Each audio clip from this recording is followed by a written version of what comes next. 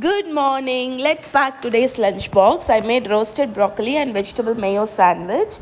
For the roasted broccoli, take olive oil, lemon juice, chili flakes, salt, oregano. Mix it really well. Add the broccoli. Toss it well in the marinade.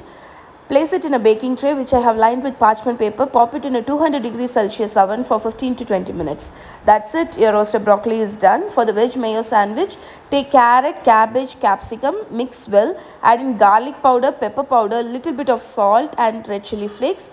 Add in mayonnaise. I'm using vegetarian mayonnaise. Mix it well. That's your filling.